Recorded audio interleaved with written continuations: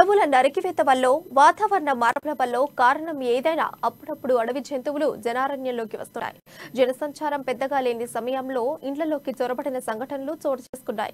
ఇలాగే ఊరు బయట ఉన్న ఓ మామిడి తోటలోకి వచ్చిన చిరుత పిల్లను కొంతమంది తాడుతో కట్టేశారు. ఓ చిన్న పిల్లాడు దానితో ఆటలాడాడు. పక్కనే ఉన్న వారిలో ఒకరు ఈ తతంగాన్ని వీడియో తీసి సోషల్ మీడియాలో పోస్ట్ చేశారు. దీంతో ఈ వీడియో వైరల్ గా మారింది.